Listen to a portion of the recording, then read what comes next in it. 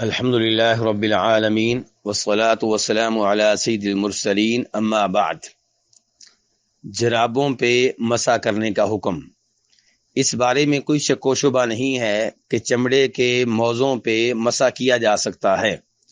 اگر کسی نے چمڑے کے موزے وضو کی حالت میں پہنے ہوں اور پھر اس کے بعد دوبارہ وضو کرنے لگے تو وہ پاؤں دھونے کی بجائے اپنے پاؤں پہ چڑھے ہوئے موزوں پہ مسح کر سکتا ہے۔ لیکن سوال یہ ہے کہ کیا اون کی بنی ہوئی جرابوں پہ بھی مسح کیا جا سکتا ہے؟ تو صحیح بات یہ ہے کہ ان جرابوں پہ بھی مسح کیا جا سکتا ہے، اور یہ چیز نبی علیہ الصلوۃ والسلام کی حدیث سے بھی ثابت ہے، صحابہ کرام سے بھی ثابت ہے، بلکہ صحابہ کرام کا اس پہ اجماع ہے۔ چنانچہ مغیرہ بن شعبہ کہتے ہیں کہ نبی صلی اللہ علیہ وسلم نے وضو کیا اور آپ نے جرابوں پہ اور جوتوں پہ مسح کیا۔ اس حدیث کو امام ابو داؤد رحمہ اللہ نے اور امام ترمذی نے اور امام احمد نے روایت کیا ہے۔ اور جناب ازرق بن قیس کہتے ہیں کہ میں نے جناب انس ابن مالک کو دیکھا کہ وہ وضو کر رہے ہیں اور انہوں نے اون کی جرابوں پہ مسح کیا، تو میں نے کہا اتمسح علیہما، کیا آپ اون کی جرابوں پہ مسح کر رہے ہیں؟ تو انہوں نے کہا، یعنی کہ جناب انس ابن مالک نے کہا انہما خفان، یہ بھی تو موزے ہی ہیں، ولکن من صوف، لیکن یہ ذرا اون کے ہیں۔ اس روایت کو امام دولابی نے اپنی کتاب القناع میں روایت کیا ہے۔ اس سے یہ بھی پتا چلا کہ صحابہ کرام جو کہ عربی زبان کو سب سے بہتر جاننے والے ہیں، وہ سمجھتے ہیں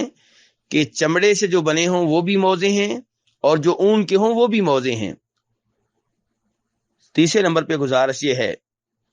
کہ جرابوں پہ مسح کرنے کا ثبوت بہت سے صحابہ کرام سے ملتا ہے، اور کوئی ایک صحابی بھی ایسے نہیں ہیں جن سے یہ ثابت ہو کہ انہوں نے جرابوں پہ مسح کرنے سے روکا ہو۔ تو اس لحاظ سے یہ صحابہ کرام کا اجماع ہے، تو صحابہ کرام کا موقف اپنا لینا چاہیے، جبکہ وہ حدیث کے خلاف بھی نہیں ہے۔ جن صحابہ کرام سے یہ ثابت ہے ان میں سے ایک ہمارے دوسرے خلیفہ جناب عمر فاروق ہیں، پھر ہمارے چوتھے خلیفہ جناب علی ہیں، عبداللہ بن عمر ہیں، عبداللہ بن مسعود ہیں، جناب انس ابن مالک رضی اللہ تعالیٰ عنہ ہیں۔ اسی لیے امام ابو داؤد رحمہ اللہ بیان کرتے ہیں وَمَسَحَ عَلَى الْجَوْرَبَيْنِ عَلِيُّ بْنُ أَبِي طَالِبٍ وَابْنُ مَسْعُودٍ وَالْبَرَاءُ بْنُ عَازِبٍ وَأَنَسُ بْنُ مالک، کہ جرابوں پہ مسح کرنا ثابت ہے جناب علی سے، عبداللہ ابن مسعود سے، براء بن عازب سے، انس ابن مالک سے، ابو امامہ سے، سہل بن سعد سے، عمر بن حریث سے، کہتے ہیں بلکہ ایسی روایت جناب عمر فاروق اور عبداللہ ابن عباس سے بھی ملتی ہے۔ تو اس سے اندازہ کیا جا سکتا ہے کہ کتنے صحابہ کرام سے یہ بات صاف صاف ثابت ہے کہ انہوں نے جرابوں پہ مسح کیا ہے۔ بلکہ یہاں پہ یہ بات بھی ذہن میں رہے کہ خود امام ابو حنیفہ رحمہ اللہ سے بھی ثابت ہے کہ انہوں نے آخری زندگی میں جرابوں پہ مسح کیا ہے۔ چنانچہ امام ترمذی اپنی حدیث کی کتاب میں جرابوں پہ مسح کرنے والی حدیث بیان کرنے کے بعد کہتے ہیں کہ میں نے صالح بن محمد الترمذی سے سنا، وہ کہہ رہے تھے کہ میں نے ابو مقاتل السمرقندی سے سنا، وہ کہہ رہے تھے کہ میں ابو حنیفہ رحمہ اللہ کے پاس گیا جبکہ وہ بیمار تھے، اور یہ وہ بیماری ہے جس بیماری میں وہ فوت ہوئے، تو انہوں نے پانی منگوایا، وضو کیا، جرابیں پہنی ہوئی تھی ان پہ مسح کیا،